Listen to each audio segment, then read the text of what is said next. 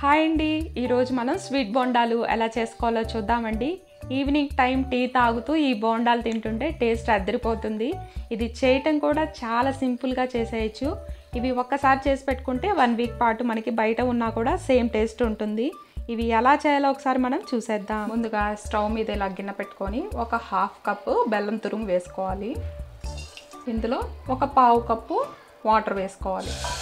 బెల్లం జస్ట్ కరిగితే సరిపోతుంది, దీనికి ఏ పాకం రావాల్సిన అవసరం లేదు. బెల్లం ఇలా కరుగుతున్నప్పుడే కొద్దిగా యాలుక్కాయ పొడి కూడా వేసేసుకుందాం ఇందులోనే. చూసారు కదా, మనం వేసిన బెల్లం మొత్తం కరిగిపోయిందండి. ఇప్పుడు మనము స్టవ్ ఆపేసుకోవచ్చు. బెల్లం కరిగించుకున్న వాటర్ని ఇలా స్ట్రెయినర్లో వేసి ఇలా వడపోసుకుందాం. ఇలా వడపోయటం వల్ల బెల్లంలో ఏమన్నా నలకలు ఉన్నా కూడా ఇలా స్ట్రెయినర్లో వచ్చేస్తుంది. ఇప్పుడు ఇది వేడిగా ఉంది కదండి, ఇప్పుడు బాగా మొత్తం చల్లారిపోవాలి ఈ బెల్లం వాటర్ మొత్తం. మనం ఏ కప్పుతో అయితే బెల్లం తురుము తీసుకున్నామో సేమ్ అదే కప్తో 1 కప్పు గోధుమ పిండి వేసుకోవాలి. ఇది పూర్తిగా చల్లారినాకే వేసుకోండి. ఇప్పుడు ఇందులోనే ఒక 2 స్పూన్లు బొంబాయి రవ్వ వేసుకోవాలి. బొంబాయి రవ్వ వేయటం వల్ల కొంచెం క్రిస్పీగా బాగుంటుంది టేస్ట్. కొద్దిగా బేకింగ్ పౌడర్ వేసుకోవాలండి. ఇప్పుడు ఈ మొత్తాన్ని ఒకసారి కలిపేసుకుందాము.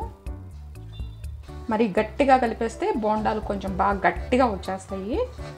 చపాతీ పిండి మీద కొంచెం లూజ్ ఉండాలండి పిండి. ఇప్పుడు ఇందులో 1 స్పూన్ నెయ్యి కూడా వేసుకోవాలి. ఒకసారి ఇలాగా మిక్స్ చేసేసుకుందాం. దీన్ని ఎంత బాగా కలిపితే అంత టేస్ట్ బాగుంటుంది. పిండిని మాత్రం బాగా మద్దన చేస్తూ కలుపుకోవాలి.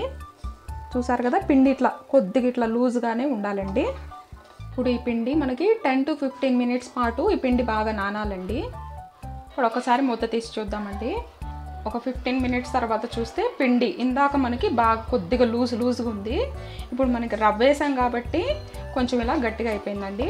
ఒక 2 మినిట్స్ పాటు నానిపోయినా సరే ఒక 2 మినిట్స్ దీన్ని బాగా ఇలా మిక్స్ చేస్తూ ఉండాలి. ఎంత బాగా మిక్స్ చేస్తే అంత బాగా మనకి బోండాలు బాగా పొంగుతాయి. మీ దగ్గర ఎండు కొబ్బరి ఉన్నా కూడా ఎండు కొబ్బరిని బాగా సన్నగా ముక్కల్లా కట్ చేసుకొని ఇందులో వేసేసుకొని మిక్స్ చేసేసుకోవచ్చు. అక్కడక్కడ తగులుతూ ఉంటే టేస్ట్ బాగుంటుంది.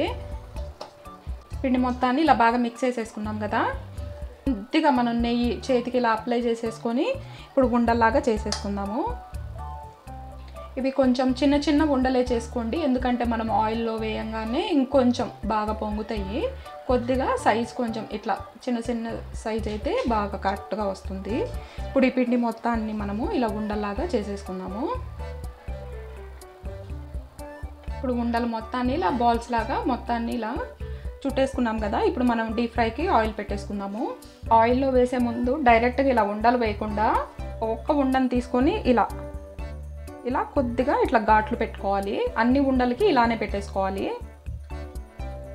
ఇలా పెట్టుకోవటం వల్ల ఏంటంటే లోపల కూడా బాగా ఉడుకుతుంది అనమాట. చూసారు కదా, మొత్తానికి ఇలా ఘాట్లు పెట్టేసుకోవాలి. ఇప్పుడు మనము డీప్ ఫ్రై చేసేసుకుందాము. ఆయిల్లో ఈ ఉండలు వేసేటప్పుడు మీడియం ఫ్లేమ్లోనే పెట్టుకొని వేయాలండి. అప్పుడే మనకి లోపల కూడా బాగా ఉడికిపోయి పొంగుతాయి అనమాట బోండాలు. ఇప్పుడు మనకి ఆయిల్ బాగా హీట్ అయిందండి. కొద్దిగా మీడియం ఫ్లేమ్లో పెట్టుకొని వీటిని వేసేసుకుందాము. ఇలా మనం మీడియం ఫ్లేమ్లో పెట్టుకొని ఫ్రై చేసుకుంటేనే బాగా ఇట్లా క్రిస్పీగా ఇలా లోపల కూడా బాగా ఉడికి బాగా ఇలా పొంగుతాయండి. కొంచెం ఫ్రై అయితే ఇవి తీసేసుకోవచ్చు.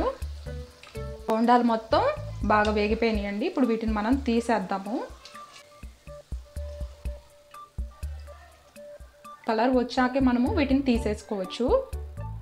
ఫైనల్గా ఎంతో టేస్టీ అయిన స్వీట్ బోండాలు రెడీ అయిపోయినాయండి. టేస్ట్ మాత్రం చాలా బాగుంటాయి. బయట గట్టిగా లోపల సాఫ్ట్గా టేస్ట్ అదిరిపోతుంది. మీరు కూడా ఒకసారి తప్పకుండా ట్రై చేసి చూడండి. ప్లీజ్ లైక్ చేయండి, లైక్ చేయడం మాత్రం మర్చిపోకండి. మరిన్ని వీడియోస్ కోసం నా ఛానల్ని సబ్స్క్రైబ్ చేసుకోండి. Thank you for watching.